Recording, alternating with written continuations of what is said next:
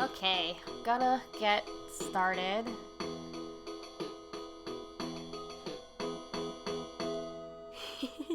That was cute.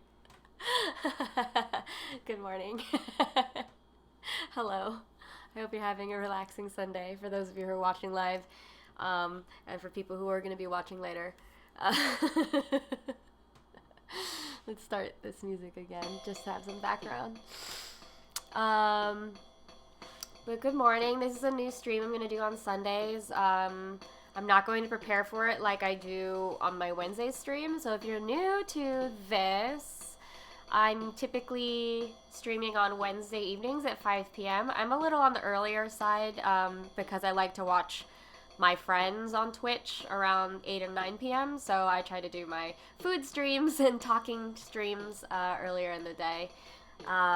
But on Wednesdays at 5, I talk about ingredients and how to cook, and I answer questions from the chat, and it's really fun. But today, Sundays, are going to be all about zines, because I am editor-at-large of Put an Egg on It. I'll explain what that means in a second.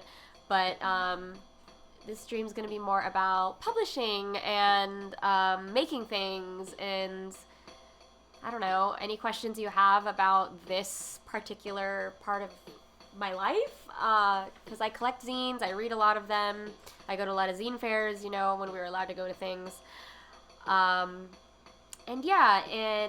it's going to be fun because I'm embarking also on a new journey with a new publication from Happy Family Night Market. I am going to be the editor-in-chief, so this is really a cool practice and exercise to stay abreast of like all of the published things that I want to pay attention to. So first of all, can you hear me? Oh, thank you. Good morning. How are you? Is the volume okay? I was gonna check.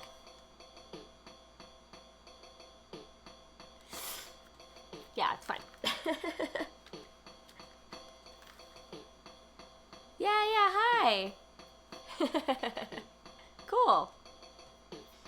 Well, I'm just going to get through some business. I feel like I always have to say the business before I get started.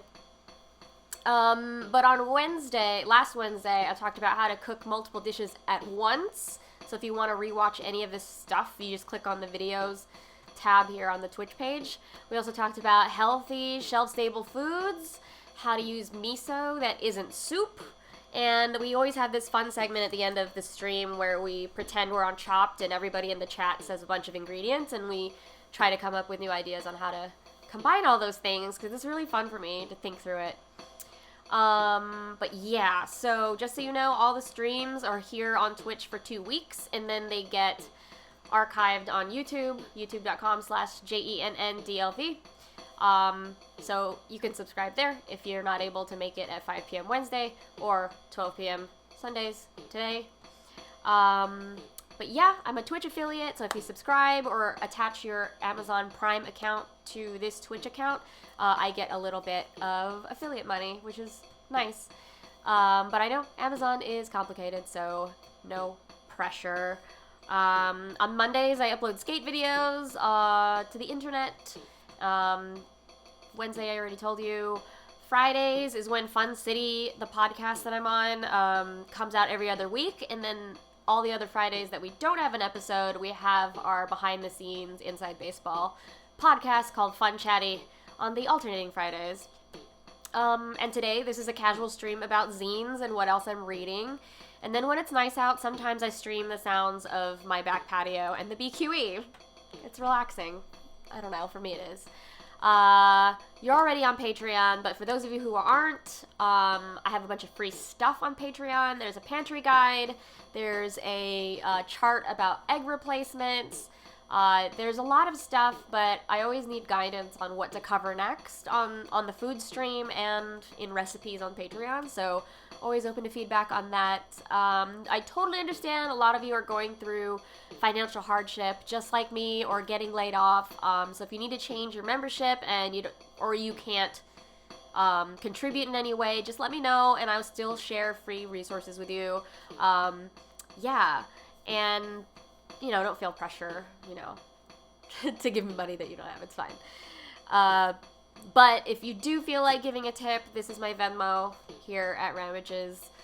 It's also my social, so follow me on all the places, and let's talk about food.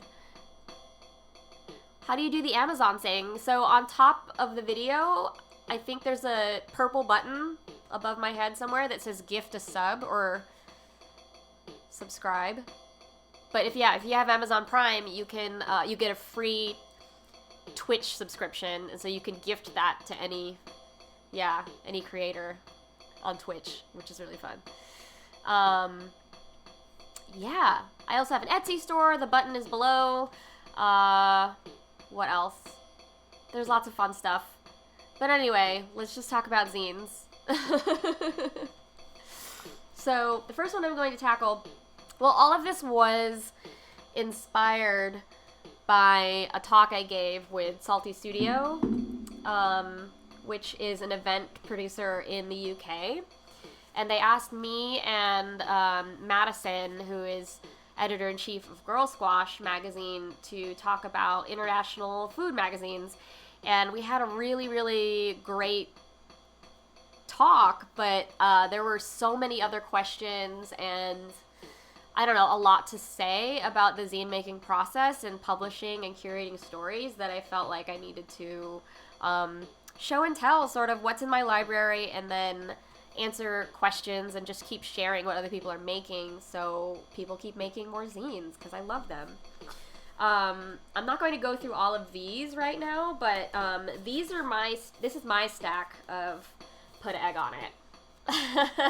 You can see that the older issues here, the binding changes, and we get thicker and thicker, and the binding is like really cool. It's like meant to stay on your shelf and like be decorative like this. I love it. My hair is in my face. I'm gonna cover two independent zines per stream, and then also go through the stack of magazines that I'm trying to read through. So in my effort to like declutter, I'm just trying to read all of the big print magazines that I have, and then I'm going to start a magazine club, and we'll mail them to people on Patreon. So it's going to be a fun thing that I start next week. But yeah, okay, so this is Put an Egg on It, Tasty Zine number 6. The short of it, I'm not going to read or give away too much, because you should, buy it and read it for yourself. But this issue generally goes down on the farm to Tennessee, where Benji Russell and Corey Towers photograph a sumptuous outdoor dinner gathering.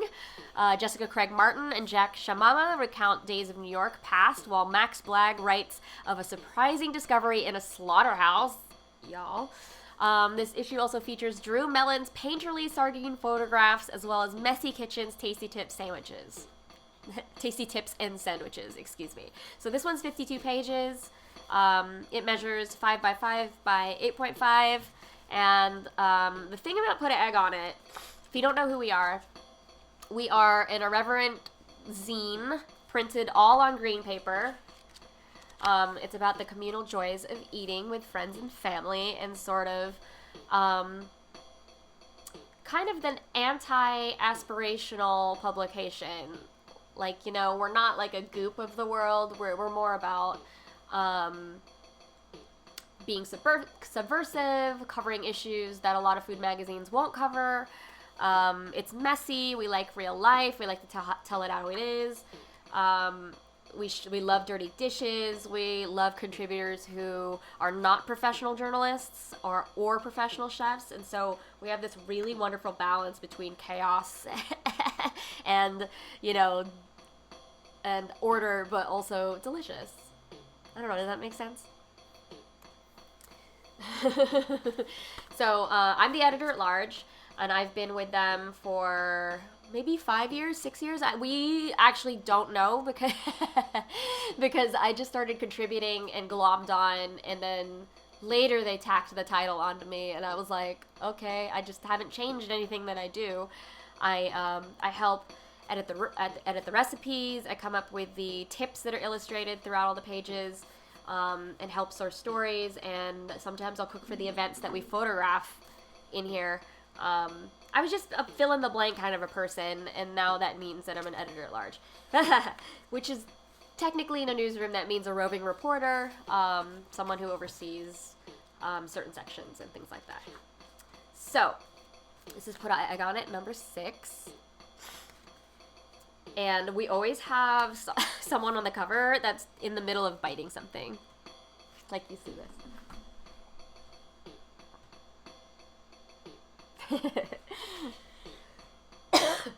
Sorry, my allergies are like killing me. So when we open it, there's a guy about to slaughter a duck. We start off strong.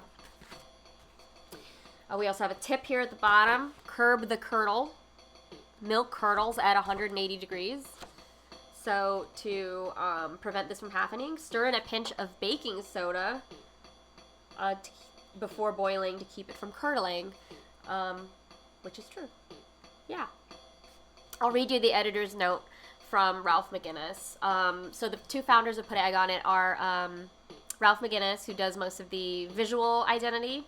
He made this typeface, and Simon Keogh, who is one of our photographers and oversees the order and stories and things like that.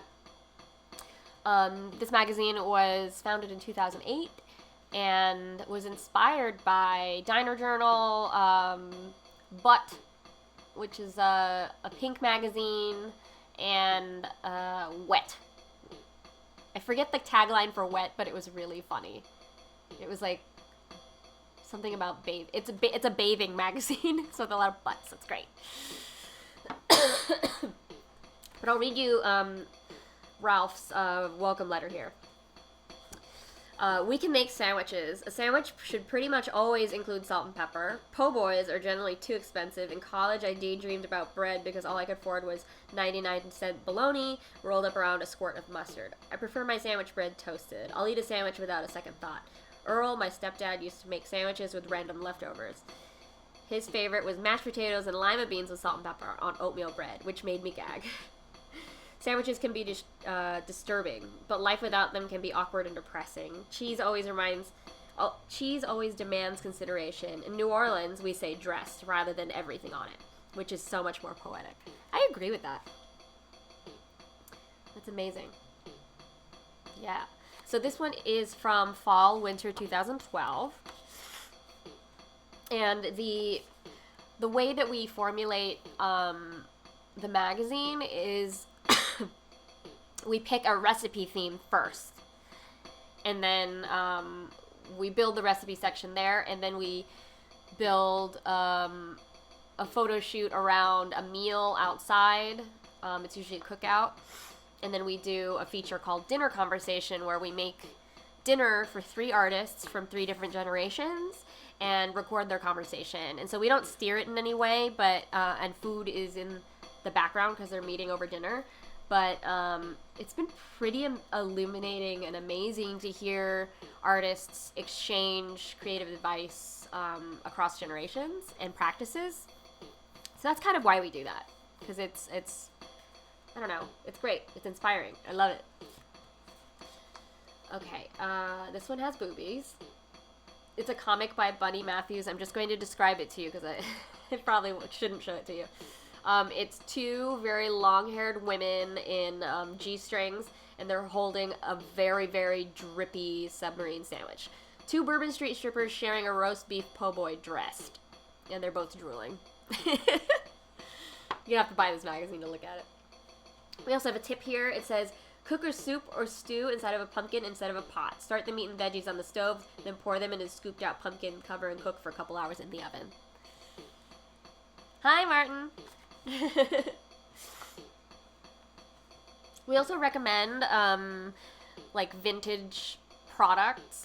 We like to work with independent food producers to feature them in here. It's not advertising, but we just really love clean and, I don't know, retro food product design. And so we have a lot of jars of condiments in the magazines and potato chips and sodas. We love that stuff. Let's see. Oh, speaking of which, here's Porky's. Porky's pork rinds and original fry sauce. Like I told you, we love retro product shots.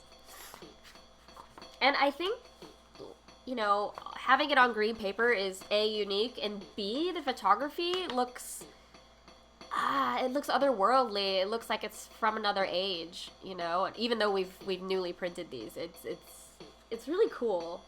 It's what drew me to, well, besides knowing Simon and Ralph, they're like really, really cool people, and they know so much about art and making things. So it's really great working with them.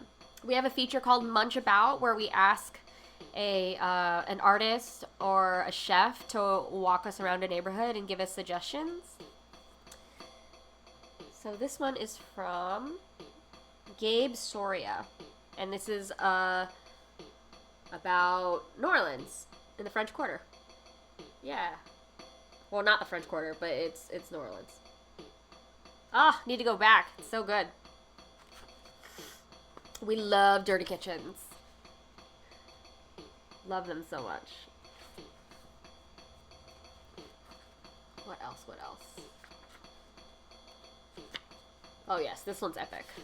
Look at that.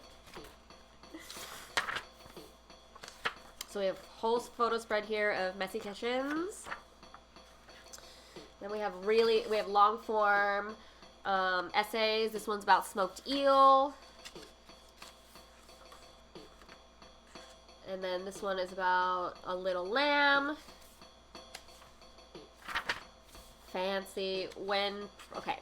Wow, okay. This is relevant to today because Gabrielle Hamilton just wrote a really big op-ed in the New York Times that I still haven't gotten around to reading because I haven't quite gotten over.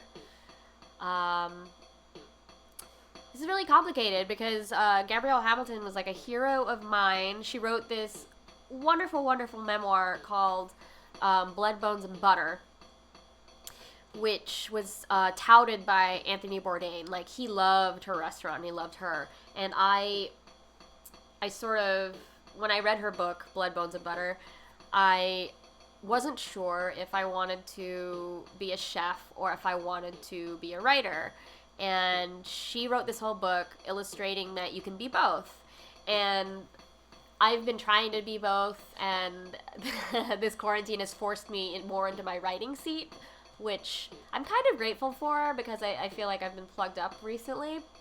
So I'm going to be writing a lot more in the coming weeks. But so she wrote that book, and I loved it, modeled a lot of my career after it. And then the Spotted Pig, the owner of the Spotted Pig was Me Too'd, and then she offered to take over that restaurant with her partner, but it came out later that they were still paying that guy, like, and she very messily defended him, and it did not end well, and so there's a lot of complicated feelings about my hero, Gabrielle Hamilton, but we have a little piece about it here. It's called Fancy. This is before I joined Put Egg on It, by the way. When Prune opened, it didn't have a liquor license. The waitress directed you to a gritty wine store on 4th Street, and you bought a nondescript bottle from a Korean man through the opening in a plate of bulletproof glass. You walked back and set it on your table, covered with a sheet of brown paper, and your branzino arrived pleasantly. Nice. Yeah, so it's so funny that there's a piece about Prune in here. Like, this was in 2012. This was 8 years ago. Oh my, I'm gonna have to reread that. There's a piece about singing dinners, and then the best thing, we have this great spread about sardines. It's just really macro into the can. I love it. I love it. Look at all this fish scales you can see. Oh, You've never had smoked eel? Not even at a Japanese restaurant? I feel like you might have, or it may have been served to you and you didn't know. Wow, these are gorgeous. Oh, I love our magazine. There's an essay here about dim sum, Kenare. Let's see, the tip on this page. Flip advice. Heat your spatula in the pan oil before frying eggs to prevent them from sticking. Huh. I don't think I've ever advised anyone to do that, but I guess it makes sense.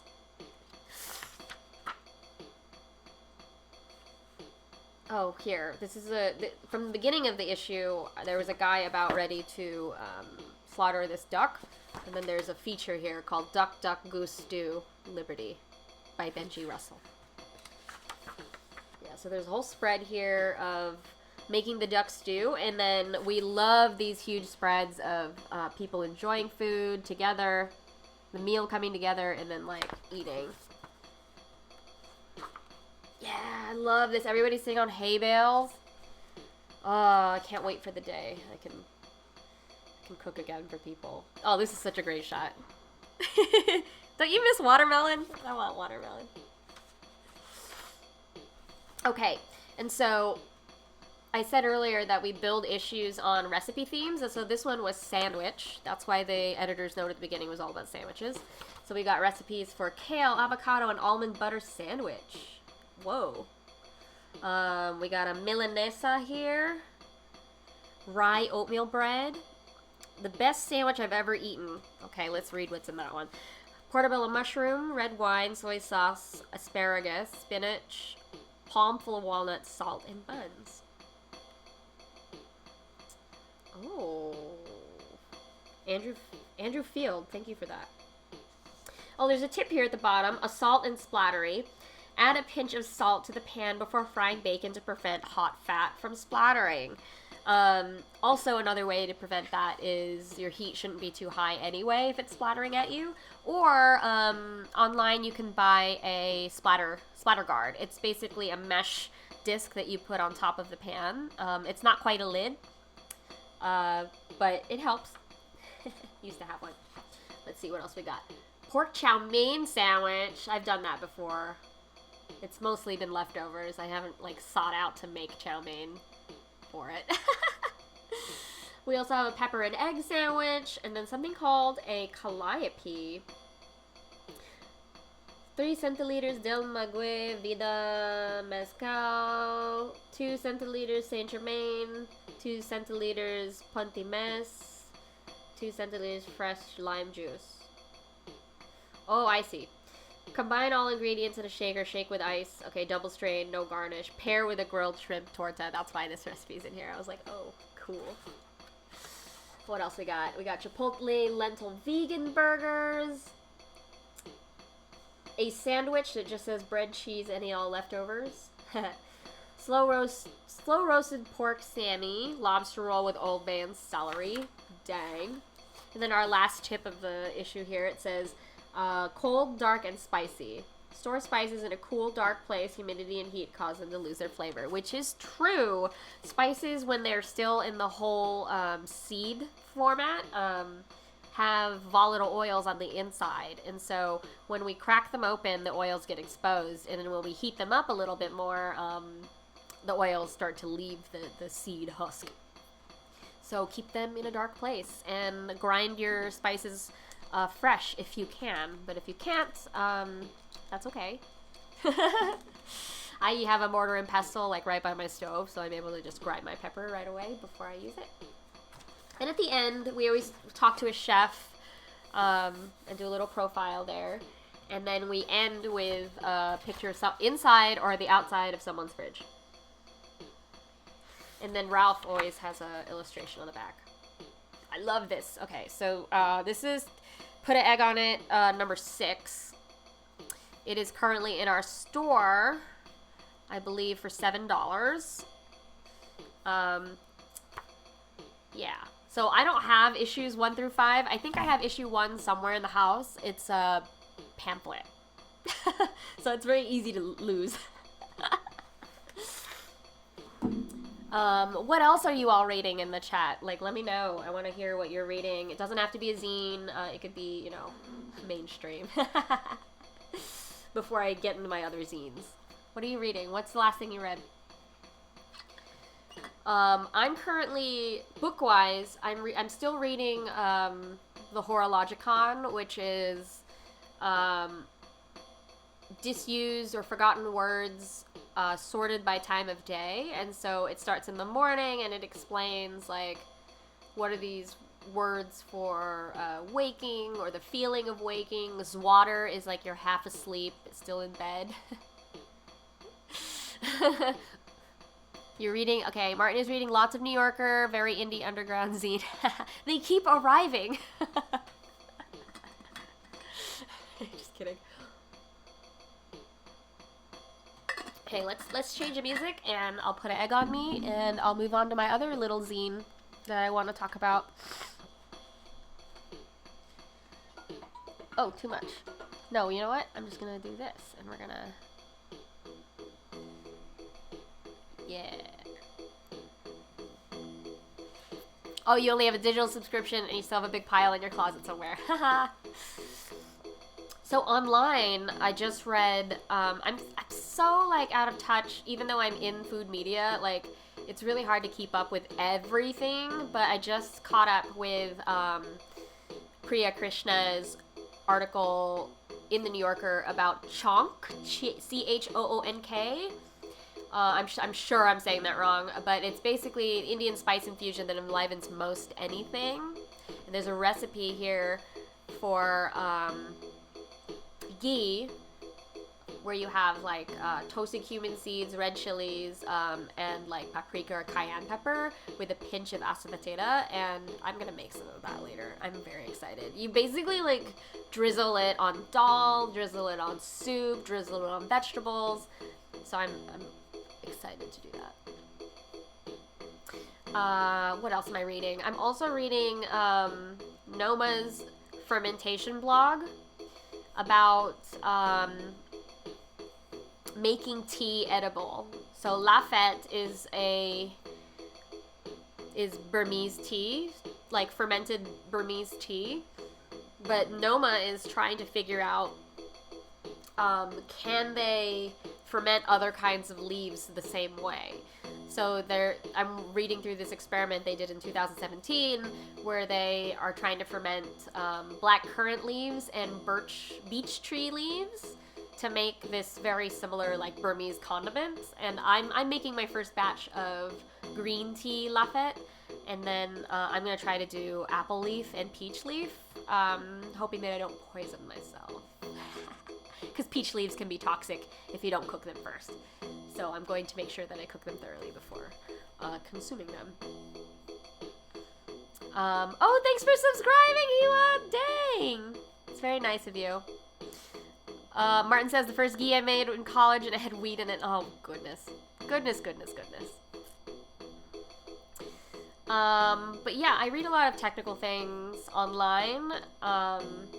But then, I balance it out with a lot of print. And so the next one, this is a really cute little one, and I think that it's a really fun project if you want to get into making zines. I've been mailing a lot of letters and thank you cards during quarantine because it keeps me pretty sane. Like, I'll do all the addresses and envelopes and put together sort of little packages on one day, and then over the course of a week I'll just slowly write these letters and then drop them all in the mail at the end of the week. And it's been really fulfilling because I've been getting my writer bump again. Like, my hand is getting a little sore from writing, and I'm like, oh, that means I'm actually writing again,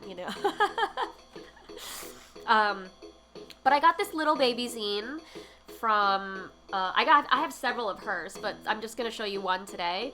This is Maddy Woodson, and it's a really cute vegan Tofu Banh zine. You can see she's so good at like detail. Like this, I saw it on her table, and I was just really blown away by her tiny, tiny illustrations, how clean it was, and her block lettering. It's so cool. And so it's really easy to put this together. So it's only 1, 2, 3, 4, 5, 6 panels. So the first one here, she has carrot and daikon pickled dochua, which is the pickle. So I love the way that she blows up, when you read a recipe, it's like really bland sometimes. It's like a head note. It's very repetitive. It's like head note, substitutions, and then like ingredient list, and then step by step. But she has a really cool way of, telling you what to do, but also telling you what you need in a cute way. Like, be careful. Yeah, so the next step is for the tofu, which is like pressing. I love this little zine. It's so helpful. You learn so much just from this little specific zine. And then there's a cat with like a lotus flower on its head, which always helps. But this is my favorite page, because you know me, I love sandwiches, I love random sandwiches, it's my whole being. But it's a blown up sandwich. So the assembly page, she's got all the little layers. See that? Isn't that great? Maddy Woodson. MADDYWOODSON. You can go to her website and look for her little zines. She has all kinds of vegan recipes. Here, this is her name, Maddy Woodson. But if you want to start making little zines like this, there is no stapling required. This was all folded. So I'm going to unfold it and show you. So page 1 here is with the word peel in the corner. So we're going to remember that. So it is just one sheet of paper, folded lengthwise, and then there's a hole in the middle. So you don't cut all the way through. So you don't cut it in half. You cut. So what I would do is I would fold it lengthwise, fold it, that way, and then I would cut there. So, isn't that great? That's one sheet of paper, lengthwise, and the hole is in the middle, not all the way across. Cool, right? Yes, you should eat breakfast before watching a Ranwich's stream, because I'm going to only talk about food. But this is a really easy zine project. If you have little ones or you have friends who have little ones, you can send zines back and forth to each other. I've started writing to 2 pen pals who are of tiny stature. So hopefully they write me back, make me a magazine. What else have I been reading? So, I mentioned this large stack of magazines that I'm trying to get through, and then I'm going to offer to mail these out to people if you're interested in them. But I have a lot of edible magazines because I used to do events for Edible Manhattan, and I would take home an issue every event that I did, and so I have a huge stack. So I'm trying to read through all of them, and I'm scanning the recipes that I really like. I'm scanning the covers, and I'm looking at all of the letters from the editors so that I can start writing good ones of my own. Okay, so this first one from like larger print runs, Edible Aspen. So Edible is a national magazine, but each town or each edition it's managed by a separate editor and publisher. So Edible is like the larger company, but each town has like their own local version of it. And it's so interesting to look at these at the local businesses that advertise in it, like the types of activities on their calendars. It's really a cute window into how other people are talking about food in different cities. The really funny common thing about this specific issue is I was like, there are a lot of cocktail recipes in this. Aspen. I guess it makes sense. So the tagline here, celebrating the abundance of local foods in the Roaring Fork Valley and neighboring communities. This is number 16, fall 2011. So this is like a time capsule. So they have all these cute, like, you know, local vibe, you know, not a consistent design language here, which is okay. I mean, it's really colorful and cute. I love this page about what's in season. We all need a reminder, like, this is the kind of page that I would take out and put on the fridge. So this is fall, so September, there's broccoli, cabbage greens, beets, turnips, tomatoes, chilies, raspberries. Yeah. Spring right now is, like, supposedly supposed to be the best farmer's market season, but I'm skeptical because of that frost we had yesterday. Can you believe it snowed in Brooklyn yesterday? I was sitting outside catching up with a friend, and then it, like, I just got bonked in the face by, like, a big snow clod, and I was like, what? And then it started coming down, and we were, like, confused. There's this recipe here for mushroom soup with mushroom hash that I'm gonna try. You know, I always thought that hash was like a breakfast thing or a skillet thing, but putting it as a garnish on soup, great idea. It's a recipe for lemon garlic roasted chicken, twice fried French fries. Yes.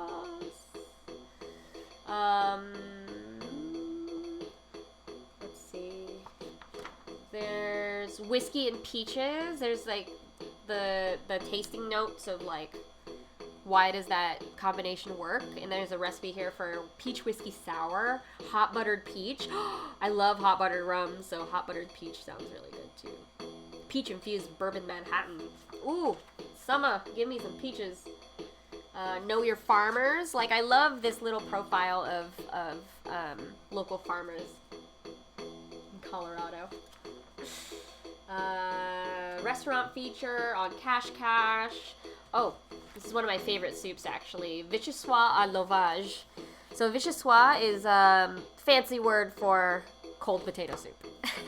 It's but cold potato leek soup. It's so great in the summer. Also a recipe here for Alaskan halibut. A drink called a Divine 44. It's honey vodka, Grand Marnier, bitters, and orange. It sounds kind of sweet. Blackberry sage gin smash sounds good too. So Spring 44 gin. Oh, that's the cover story here, Spring 44, which is why there's this picture. It's very misleading. Gin, blackberries, lemon juice, simple, and sage leaves. Great. Did you know that you shouldn't really buy simple syrup? It is stupid easy to make at home. It's basically a 1-to-1 ratio, water and granulated sugar. Bring that to a boil, turn off the heat, and just stir it until it's smooth and take it off the heat. That's what simple syrup is, and so you should never buy it because it's so cheap to make yourself, y'all. Something to crow about. Raising 1,000 chickens at Rock Bottom Ranch. Great. Local dining guide. If ever I go to Aspen. Summer stretch. Extend your growing season with cold frame. So there's like practical gardening advice in here as well. This is a really cute magazine. Edible Aspen. It's really small and thin. I'm going to add it to my magazine library that I'm going to mail out to people. What else? So I have copies. Also, if you're interested in this, I have copies of Brooklyn Magazine. I hate them, by the way. This is the very... I'm sorry. I don't mean to slander so much, but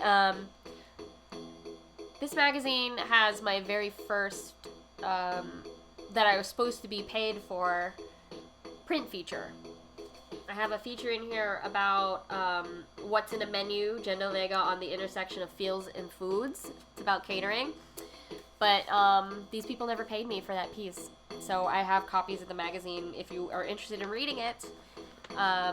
And I put the essay online on Medium and set up with like an affiliate link. So if anybody likes it on Medium, then I'll get like little pocket change. But if anyone wants a copy of this, I will happily mail it to you. What else? Edible Manhattan. Look at how beautiful that is. This is April, May 2007, the refresh issue. So what did I highlight in here? I feel like I folded some pages in here. No, maybe I didn't. I thought I did. Well, anyway, highlights. There were some highlights in here that I wanted to show you.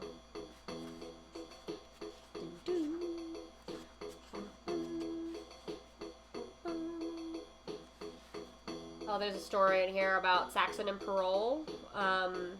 They were working with JetBlue to make meals for flights.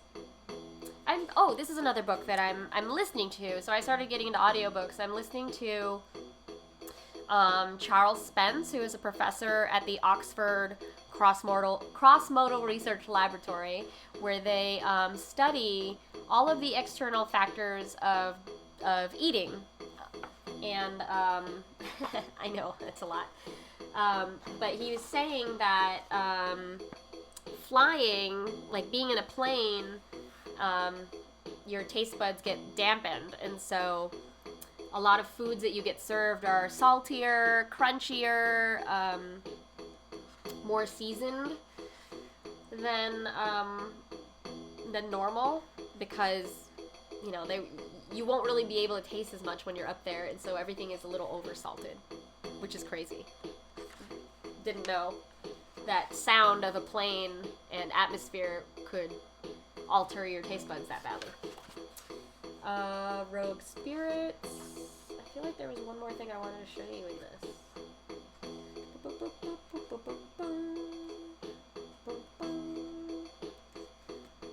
Sorry.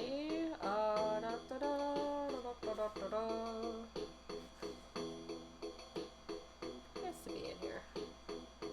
Oh yeah. This is a cheese salad with like edible flowers that I want to make.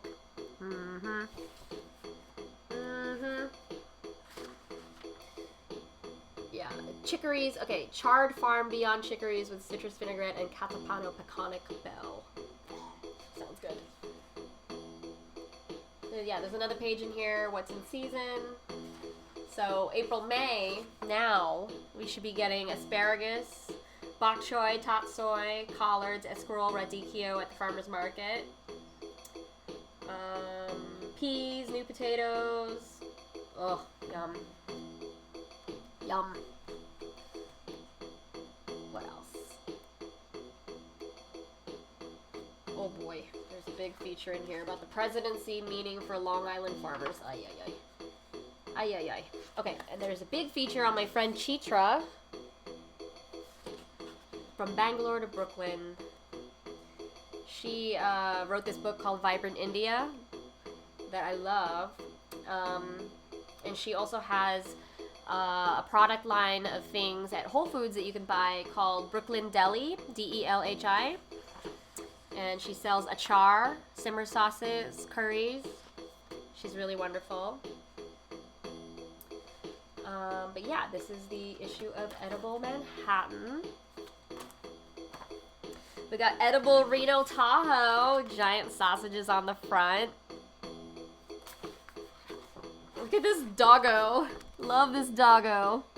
Buddy. So happy. Okay, this was really interesting to me because I didn't know that a lot of Basque people settled in Reno. There is a Center for Basque Studies at the University of Nevada, Reno. And so there's this whole feature about how they came to be there, which was through sheep herding. And there's Basque stew. There's a lot of like hearty dishes that the sheep hands and shepherds would eat, and then that sort of became a crawl in Reno. It's kind of amazing, and I regret not learning about this sooner. But it's so dope. Where is it? I want to show you.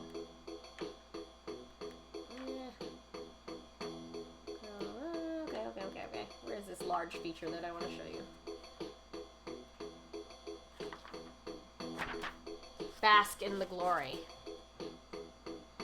I bet there is a Basque festival in Reno. Rounding up food stories of Reno, Tahoe's Americanwalk. This is a great, great story. Like, I read it last week. Via Basque Deli creates chorizo from the homeland. So that's a deli cafe if you want to order from online. I think they ship their chorizo.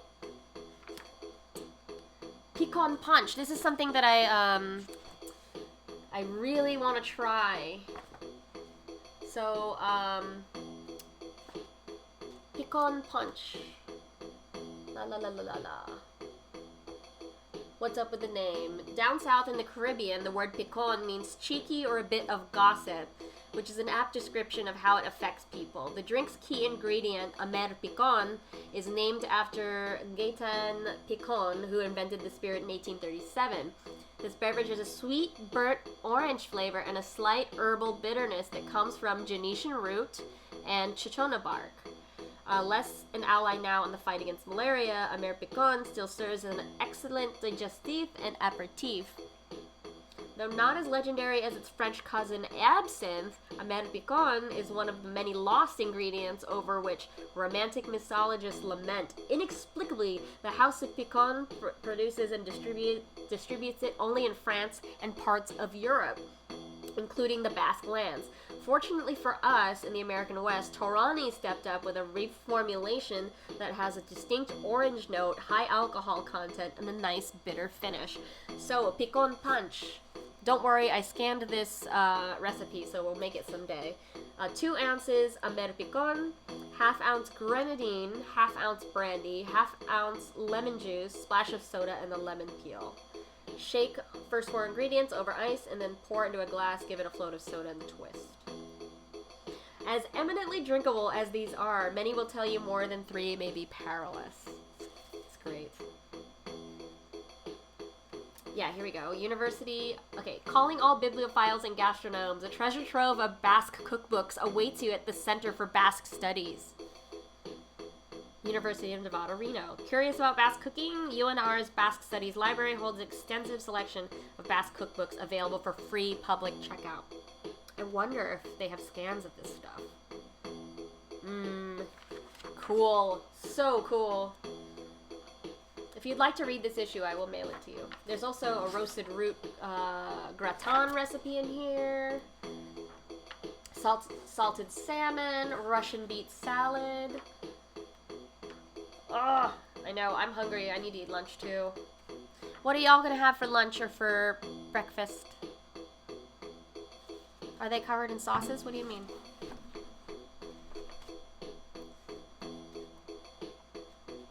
Anyway, that's Edible Reno Tahoe. Oh, the library cookbooks? No. We've got Edible Austin. This is cute. I feel like I bookmarked. Oh, there was a really funny one in this. Willie Nelson's favorite breakfast. Apparently, Bobby Nelson and Willie Nelson live in Austin. You gonna make a PBJ? PBJ sounds good. You know what I made? I made banana jam. So I'm gonna have maybe I'll have a peanut butter banana something. I don't have any bread though. You wanna hear Willie Nelson's favorite breakfast? It is sausage, gravy, and biscuits. It's so cute. There's Bobby Nelson. It's very cute. There's veggie burgers. There's fox lamb tagine with sweet potato, prunes, ginger, and honey. Potato gnocchi, black olive oil with oven roasted tomato. Ooh, must have kitchen tools. Well, I don't know. I didn't get a stand mixer until halfway through my cooking career. How to cook fish, how to make coffee. There's a lot of really good basic guides in this one. Baked custard, caramel or flan, excuse me. Creme anglaise. Oh, I'm getting really hungry. pad thai.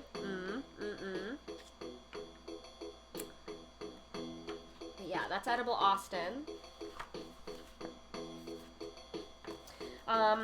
So I had a coworker when I worked in the music industry who her parents would send her Vegetarian Times, and I was like, maybe I should expand my mind. And so she would give me the magazines when she was done reading them.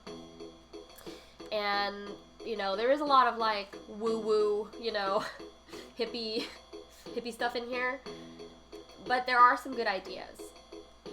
And ways, you know, as a meat-forward person, I learned a lot from reading these, and so, like, there's some really good things in here, like, goat cheese spinach flan with warm asparagus salad, vegetable dumplings, and broccoli over baby bok choy.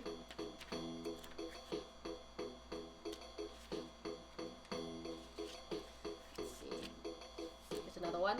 Spring vegetable stew with soft polenta, radicchio, radish, and fennel salad, and a fast French apple tart. There's a really great guide here on growing your own herbs. Ooh, I hate these, you know, these inserts. I hate them. I love this feature. It's like a really great layout of herbs. It's always fun to look at these magazines for the food styling, because I always need more inspiration. But this is a great guide for what to do, like how to grow herbs and then like how to eat them. Like, for example, tarragon takes root slowly, so it's best to buy as a transplant rather than start from seed. Before buying, test plant potency by rubbing the stem between your fingers and taking a whiff. Stir chopped tarragon into scrambled eggs, salad dressings, or add to mayonnaise with chopped pickle to make a homemade tartar sauce. Good advice. Such good advice. Ooh, tabbouleh with mint and pistachios, 3 citrus basil cocktail, lemon rosemary butter cookies. Yum, yum, yum. I know, I'm getting hungry too. But there's that. There's also cooking light. I folded a few pages in here. Let's see. Oh, there it is. 3 ways to use baby bok choy. So bok choy is in season right now. So there's ginger chili bok choy, sweet and sour bok choy, shiitake and sesame bok choy, y'all. I like to just broil them. I kind of like the greens to be still a little, I don't know, crunchy. There's a quinoa breakfast bowl with 6-minute egg. You know, I love a 6-minute egg. Chickpea spinach salad, slow cooker creamy lentil soup. Look at that spread. It's a good spread. Whew. Yeah. So that one was cooking light. And then eating well. It's my last one in the stack. 59 spring recipes. This was a really great issue. Because they talk about Burma Superstar in the Bay Area and about tea leaf salad and all the different condiments and ingredients that change your idea of what a salad is. Like, I didn't know that toasted chickpea flour was a condiment that you put on salad. Always having crispy garlic on hand is always fun, and then like chopping nuts so that you can just throw them on a salad is key. Amazing. Where is it? I want to show you the thing.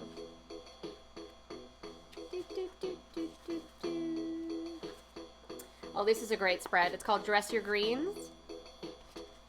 And it's like a little activity page. I love this, where it gives us a basic breakdown of what salad dressing is. So oil, acid, aromatic, and flavoring. And so you can use this to make your own, because it has all the little options here. So you can mix and match. And then here's like a grid of a ton of options. Amazing. I love this photo shoot. I mean, you don't necessarily have to buy this jar top with the little thingy on it. Though I use speed pourers from bars, like on regular glass bottles to pour things. Where's the next one? Here. There we go. Italy. Whoa, the spread Italy photo shoot. Yas. There's recipes here for grissini, which are Piedmont-style breadsticks. They're super, super skinny. I use those at weddings, actually. Beet risotto, a gorgonzola and asparagus flan. Apparently, these 2008 magazines were really into flaunting everything. Hazelnut torte. Yum. This is the travel issue. I guess that makes sense why they cover Burmese stuff. This is a great photo layout for chips. It's called morsels. Love that texture.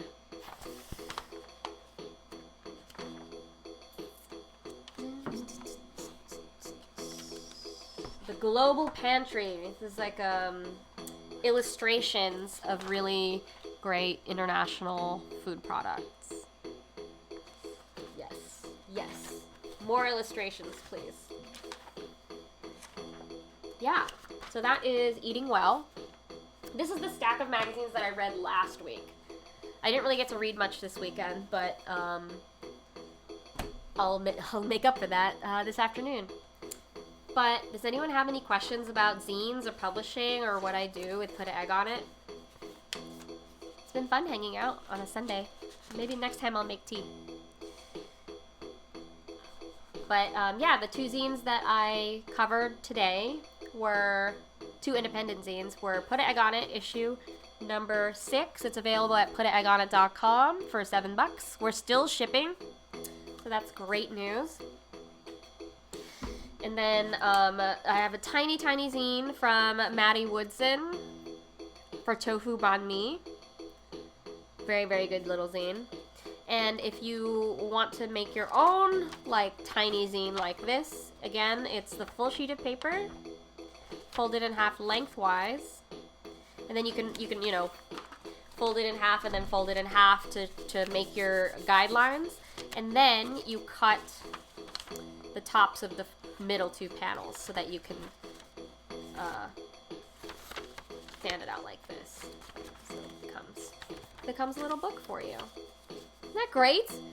No stapling. You just need to cut once, and then you can start making zines for people. Well, so next Sunday I'll show you other kinds of zine formats. I have a giant stack of zines in my house, and I want to show you all of them. But if you find a food zine that you like or that I haven't shown yet, like, please tweet it to me at Ramwiches, or send it to me in an Instagram DM if you find other food zines. I would love to check them out and follow them, because I always need more inspiration for all the things that I'm doing. So yeah, so thanks for hanging out. If no one has any questions about zines, I'm also looking for more topics to cover this Wednesday on the ingredient stream. So if you think of an ingredient or a recipe you want help with, or something you want me to dive deep into, like, why do we put ricotta in lasagnas? Like, or how do you butcher a fish? Or, you know, what's an amaro? Like, all those kinds of questions I love digging into and figuring out for you so that we can all learn. It's amazing. But cool. If nobody has any additional questions, I'll be back here Wednesday, 5 p.m. Eastern. I'm going to play out some of this Casio. So I hope you have a good Sunday. Thanks, guys, for hanging out with me.